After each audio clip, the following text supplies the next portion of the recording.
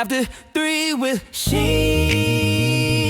Speaks. She drops 3 and you make moves, you don't have nothing to prove. Let it kick and if it hits, let it sit. If it clicks, let it hit, let it sit. Microphone check 1, 2. What you gonna do after 3? It's your girl, Sheena Speaks. Your friend, your coach, your wing girl. Welcome to the After 3 podcast where we drop 3 and you make moves. We are still in the People Code series where we talk about personality styles, and the goal is to learn how we can be more effective with people who are different from us. Last week we talked about the supportive style, and this week we're going to talk about the enthusiastic style. And the reason why I love talking about personality and behavioral styles, because the way we act and how we are sometimes can cause us to clash with other people, and then we start to call people difficult. And some people are difficult, but it's not always about them being difficult. Sometimes it's just because the way they're wired a little bit differently from us, and sometimes it causes a problem because somewhere along the way we are used to being who we are, automatic pilots. Sometimes we act as if our way is the way, and we know it's not. But sometimes in our behavior, like when we get frustrated with people, when we feel like people should have done something the way that we would have done it, we try to put those things on other people, and then it causes confusion, complication. It causes, a little bit of a rift. And I love to show and teach people how to work together better with people who are different from you. So we're going to talk about the four primary styles of personality. There is a supportive style, enthusiastic, analytical, and direct. And again, last week we talked about the supportive style, but I'm super excited to talk about today's style, which is enthusiastic style. And here's the reason why: because we have access to all 4 of these styles, but we tend to have a preference or a dominant one over the other 4, or we have a primary and a secondary. Sometimes there's a tertiary, but I have questions when I see a tertiary. But my primary style is the enthusiastic style, and then we'll talk a little bit about my secondary style later on in the series.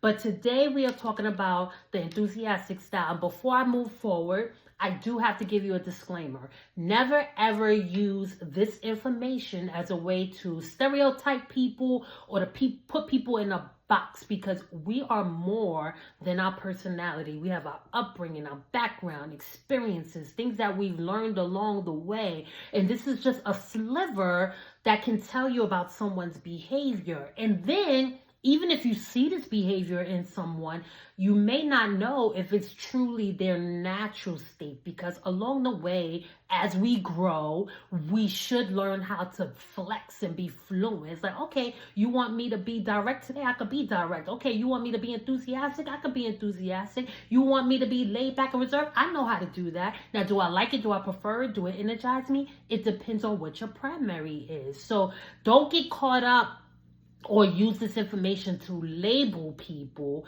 Use it to get to learn more about how you can be more effective with them. So let's jump into the enthusiastic style. I'm going to give you 3 misconceptions and then 3 ways that you can honor the enthusiastic style.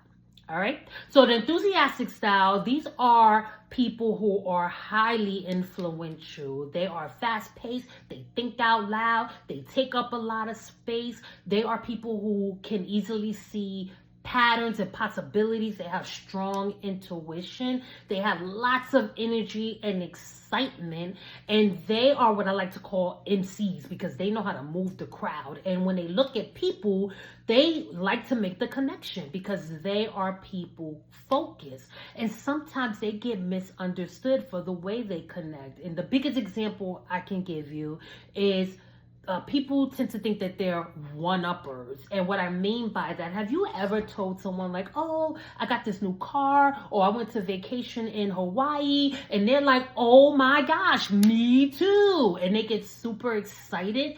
it's not because they're trying to one up you. It's because they found a point of connection. Then they get real excited about it. And now they're talking all over you and they're telling you all the different things that they got going on with the thing that you have in common. And sometimes they get in trouble and they lose themselves, or they lose listening to you because they got so excited. So people tend to think that they're one-uppers, but they're not. But here are 3 other misconceptions. The first one is they're phony. Let me tell you about this one. I remember a long time ago, I gave an assessment, and I tend to come from the DISC model, but this particular assessment wasn't the DISC model. But if you take the test the right way and answer how you are true to yourself, no matter when you take these tests, there should be some similarities across all of them. So this was another assessment, and it was literally called the enthusiastic style. So it gave you all the traits and the way of the people might operate, but also something that they call barrier labels and things that might get in the way, or things that people might see you as that may or may not be true. So I remember when I first took the test, one of the things that it talked about being my barrier label is that I was phony.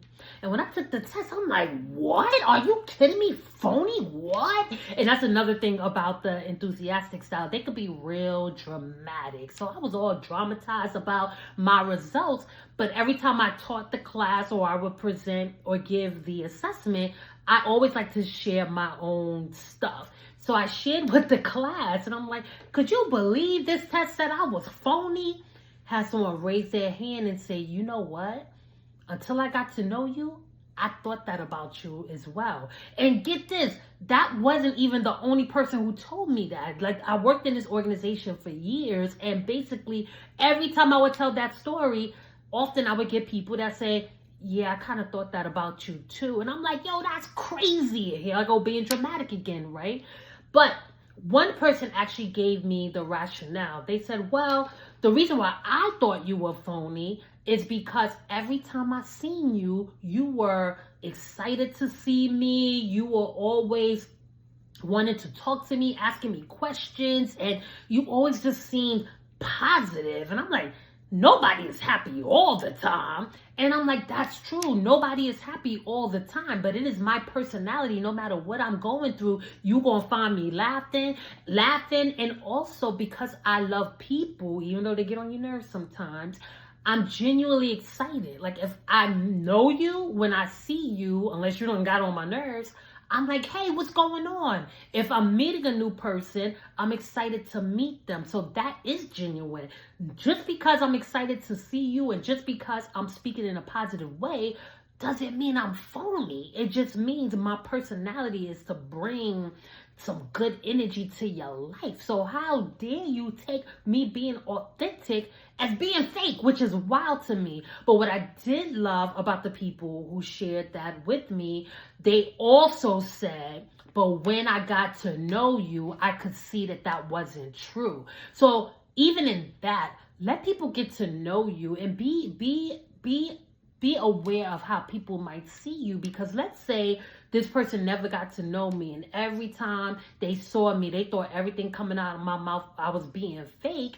Then they're not going to receive me. And I keep telling y'all, when I speak, I want to be heard. So in order for me to be effective with people who are different from me, because this person and these people, they're really not like that, it's important to know that so I can be effective with them. And not so I can change who I am, just more of a, hey, I know some people with different styles might think I'm phony, so let me just make sure I keep that in mind. And maybe I'll turn it down a little bit, or the dial that I told y'all about last week. I'm not going to repeat it. If you want to know what I'm talking about when I talk about the dial, go check out episode 1. So the second misconception is they're too much. And here's when I say, for who? You? Most of the time when people say something is too much, they mean too much for me. Doesn't make it wrong. It just means that style is different from you, and you might gotta adjust a little bit. Again, if you want to get their buy-in, if you want to be heard, if you gotta accomplish a task, make sure you understand that. I remember my very first big summit that I presented at. It was about 300 people, and it was like my first big event. And I remember being so excited because one of the things about me, the more people, the better. If you put me in a room with people who are more reserved and they don't talk back to me, I'm ready to end it. It's like, okay, we're done. Let's wrap this up, because it actually pulls more energy from me to try to move the crowd, right? And I learned along the way, you don't always have to move the crowd. Let people be reserved. Let people listen and take you in. But for me, I'm like, man, where's the party at? Because this style likes to have fun, likes to engage, likes to connect, likes to back and forth, but not everybody is like that. So I'm doing this summit, and I'm up early. I'm ready. Got music playing. I got the class laid out. The very first person who came in, I was like, good morning. How you doing? I'm Sheena, blah, blah, blah. And she looked at me and she said, that's way too much, too early in the morning. And she walked out the room. And of course, I got offended. I'm like, yo, for real? Like, you mad because I'm welcoming you? You're mad because I have this positive environment and you're the first person here and I'm excited about you? Really? You're mad? But at the end of the day, as I've grown and mature, I had to learn not everybody could take all that. And who's to say that was even a personality thing? Maybe she's just not a morning person. So she did come back and apologize. But again, it's another way to just understand how we can be effective with people who are different from us. So it's not always about character flaws or being difficult. Sometimes it's just a matter of difference. So the last misconception, and there's more than 3, I'm just giving you 3, is that they're scattered or unsure. And sometimes they are, but sometimes you are experiencing the fact that they don't talk and move in a straight line. Again, they see patterns and possibilities and options, and they get excited about ideas. So and a lot of times, if this is an extroverted enthusiastic style, you will feel and hear all of that. So it's really important to understand that they just process out loud. I remember when I was a new manager in an organization and I was supervising 2 people, and we had 2 people on the same day both ask me for direction on something. And I remember the polarity of their styles and how their style responded to mine. So the first one came up to me, had a paper in her hand, and she was like, what do you want me to do with this? So I start to process out loud. I'm like, well, you can do A, or you know what? Maybe you can do B. You could do C. You know what? How about I don't even decide? What do you think you should do with it?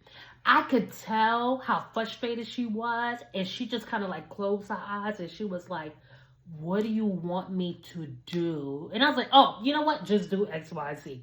And I kind of laughed it off, but I was like, I just overwhelmed that girl. Later on, another one came to me, same thing, asked me what did I want her to do with something. And here I go again. Oh, you could do A, you could do B, you could do C. And I saw her smirk. And I was like, what's so funny? You laughing at me? And she goes, no. She goes, I just know that it's usually whatever you want is the last thing you said. So we had one that I irritated her soul. The other one, she found it funny and it was human. She actually enjoyed my process of doing that. But again, as I've learned to grow and mature, not only in my style and how I communicate, I also learned that not everybody can handle all of that. So sometimes I have to say, let me get back to you. Because what they do is when people don't understand that that's your process and you think out loud and you think in options, they think you're unsure. They think you're scattered, but it's just your process. People who process internally, you don't get all of that. When they speak, by the time they speak, that's it. But people like me, we just kind of do our thing and we don't talk and move in a straight line. It's just how, don't make it wrong. It's just what it is. So this style really does carry influence even when they try not to. They are usually your culture champs in organizations, but you got to be careful because when they're unhappy, they're very outward and it could be very dramatic and they're very opinionated. So you're going to hear from them whether they're happy or sad because it's outward. Not always good, but it is what it is. All right, so here are 3 ways that you can honor the supportive style. Let them fly, but help them land. Like, this is a style, you can't shut them down. You can't force them to be instantly precise because that's like putting them in a cage and putting limitations on them, a leash on their neck. But what you can do, let them do their thing, but make sure they land. And there are different ways you can do that, and I'll talk about it in my next point.